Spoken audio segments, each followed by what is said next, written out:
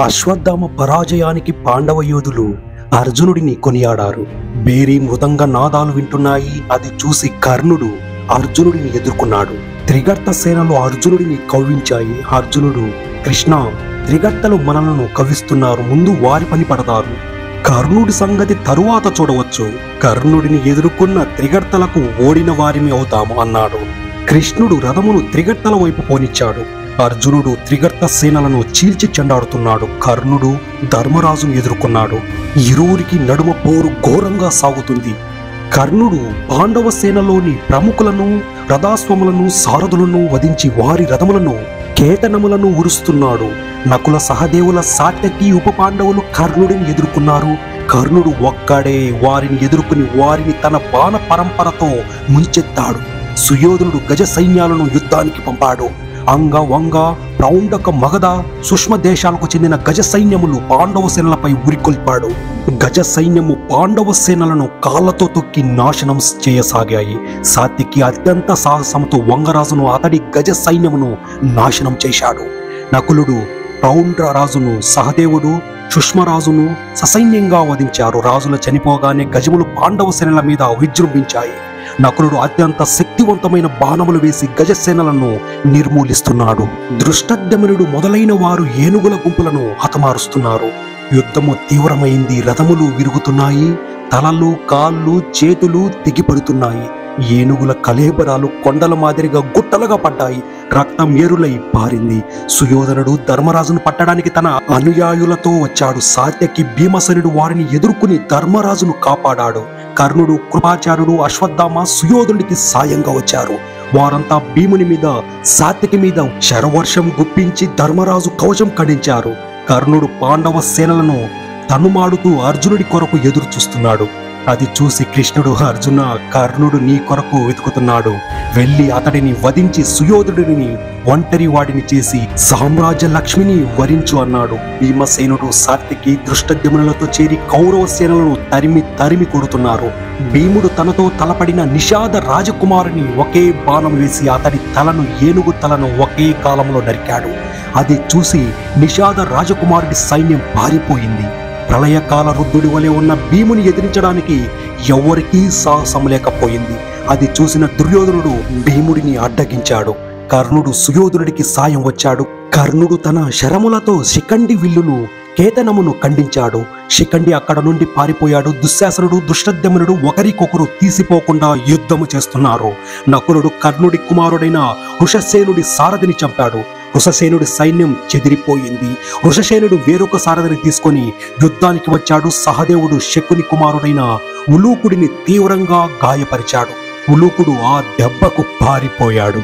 సాత్యకి, శకుని ఒకరితో ఒకరు తీవ్రంగా పోర సల్పుతున్నారు. సాత్యకి శకుని రథాశ్వములను చంపగా శకుని రథము దిగి పారిపోయాడు. భీముడు సుయోధనుడిని సారథిని చంపి రథమును విరగ్గొట్టాడు. సుయోధనుడు మరొక రథం ఎక్కి అక్కడ నుండి తొలగిపోయాడు. యుధామన్యుడు కృపాచారుని ఎదుర్కొని అతడి విల్లు విరిచాడు. కృపాచారుడు వేరొక విల్లు తీసుకుని యుధామన్యుడు సారథిని చంపి కేతనమును, విల్లును విరిచాడు. యుధామన్యుడు పారిపోయాడు. అశ్వత్థామ అర్జునుడిని ఎదుర్కొన్నాడు. కృష్ణార్జునుల మీద శరములు గుప్పించాడు. అర్జునుడు అశ్వత్థామ మీద అనేక దివ్యాస్త్రాలు సంధించాడు. ధర్మరాజు చిత్రసేనుడిని ఎదుర్కొని భీముడు, నకుల సహదేవులు, దృష్టద్యుమ్నుడు సుయోధనుడిని, అతడి పరివారాన్ని ఎదుర్కొన్నాడు. అది చూసి కర్ణుడు సుయోధనుడికి సాయంగా వచ్చి ధర్మరాజు గుండెలకు గురిపెట్టి బాణం వేశాడు. ఆ దెబ్బకు ధర్మరాజు రథము మీద కూలబడి రథమును పక్కకు పోనిమ్మని చెప్పాడు. కౌరవులు ధర్మరాజును తరిమారు. కేకేయ, పాంచాల యోధులు వచ్చి ధర్మరాజును రక్షించారు. భీముడు సుయోధనుడితో యుద్ధం చేస్తున్నాడు. కర్ణుడు కేకయ్యస్స పాంచాల సేనలను నుగ్గు చేసి ధర్మరాజును తరిమాడు. ధర్మరాజు వెనుతిరిగి కర్ణుడి మీద శరవర్షం కురిపించి కర్ణుడి సారథిని హయములను చంపాడు. నకులుడు, సహదేవుడు ధర్మరాజుకు సాయంగా వచ్చి కర్ణుడి మీద శరములు గుప్పించారు. కర్ణుడు విజృంభించి ధర్మరాజు తలపాగ కొట్టి అతడి సారథిని చంపాడు. ధర్మరాజు నకులుడి రథం ఎక్కాడు. ఇంతలో శల్యుడు కర్ణుడిని చూసి, కర్ణా, ఏమిటి పని? నీ పరాక్రమం అర్జునుడి మీద చూపాలి కానీ ధర్మరాజు మీద కాదు. నీవు పొరపాటున ధర్మరాజును చంపితే అర్జునుడు నిన్ను వధించుట తథ్యం. కనుక ధర్మరాజును వదిలి అర్జునుడితో యుద్ధం చెయ్యి కర్ణ. అటు చూడు, నీ అనుంగ మిత్రుడు సుయోధనుడు భీమసేనుడి చేత చిక్కి నిరాయుధుడయ్యాడు. సుయోధనుడు భీముని మరణించినా నీ శ్రమ వృధా. నీవు పాండవులను గెలిచినా ప్రయోజనము ఉండదు. కనుక సుయోధనుడిని రక్షించు అన్నాడు. శల్యుని మాటలు విని కర్ణుడు ధర్మరాజును వదిలి సుయోధనుడి వైపు వెళ్ళాడు. కర్ణుడు తనను విడిచి వెళ్ళగానే ధర్మరాజు నకుల సహదేవులతో తన శిబిరానికి వెళ్ళాడు. కర్ణుడి చేత విడువబడిన ధర్మరాజు శిబిరాన్ని చేరి మెత్తటి శయ్య మీద పరుండి తన శరీరానికి తగిలిన బాణములు తీయించుకుంటూ తనకు జరిగిన పరాభవానికి బాధపడసాగాడు. ఇంతలో నకుల సహదేవులు లోనికి వచ్చారు. ధర్మరాజు వారిని వెంటనే భీమునకు సాయంగా వెళ్ళమని చెప్పాడు. నకుల సహదేవులు భీముడికి సాయంగా వెళ్లారు. అర్జునుడు అశ్వత్థామను ఎదుర్కొన్నాడు.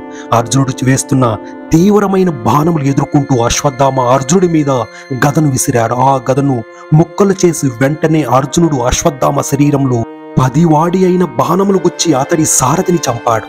ఆగ్రహించిన అశ్వత్థామ కృష్ణార్జునుల మీద బాణవర్షం కురిపించాడు. అర్జునుడు ఆ బాణముల మధ్యలో తుంచి అశ్వత్థామ రథాశ్వములను పగ్గములను తెంచాడు.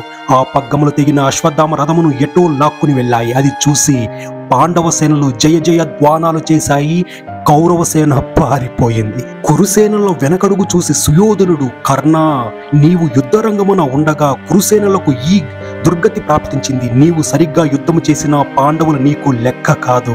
నీ వివిధాస్త్రాలను ప్రయోగించి నీ పరాక్రమాన్ని చూపించు అని ఊరికొల్పాడు.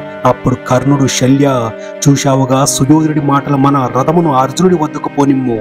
అర్జునుడిని వధించి ఈ సువిశాల సామ్రాజ్యానికి సుయోధనుడిని చక్రవర్తిని చేసి నా ప్రతాపం లోకానికి తెలియజేస్తాను అన్నాడు. అని వెంటనే విల్లు ఎక్కుపెట్టి భార్గవాస్త్రాన్ని ప్రయోగించాడు. ఆ అస్త్రము నుండి వివిధ ఆకృతులతో ఆయుధాలు వచ్చి పాండవ సేనను నాశనం చేస్తుంది.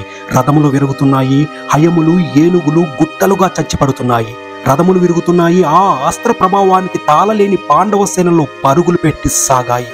అది చూసిన కృష్ణుడు, అర్జున, కర్ణుడి కోపజ్వాల చూశావుగా, ఇది నీవు ఆగ్రహించవలసిన తరుణం కాదు, వివేకం ప్రదర్శించవలసిన తరుణం, తెలివిగా ప్రవర్తించాలి అన్నాడు. అవును, నిజమే కృష్ణ, రథమును వెనకకు మరలిచ్చు అన్నాడు. అప్పుడు కృష్ణుడు భీమసేనుడి వైపు చూశాడు. భీముడు కర్ణుడితో యుద్ధం చేస్తున్నాడు.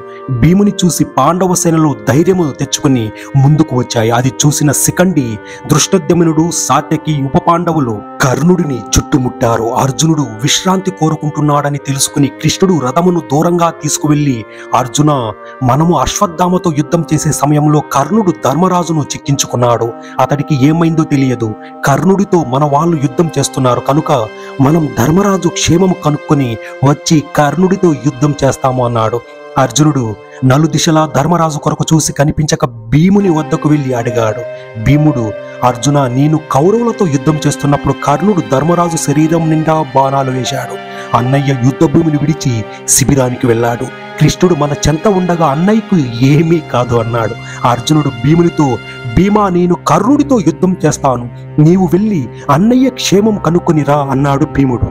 అలాంటి పని నీవు చేస్తావేమో కాని నేను చెయ్యను. భీముడు యుద్ధ భూమి నుండి భయపడి పారిపోయాడని లోకులు అనుకుంటారు. అదుగో సంశక్తులు వస్తున్నారు, నేను వారిని ఎదుర్కొంటాను, నీవు వెళ్ళి అన్నయ్య క్షేమం కనుక్కో అన్నాడు. ఇక చేసేది లేక అర్జునుడు, కృష్ణ, మన రథమును త్వరగా ధర్మరాజు శిబిరానికి పోనిమ్ము, నాకు అన్నయ్యను చూడాలని ఆతృతగా ఉంది అన్నాడు అర్జునుడు.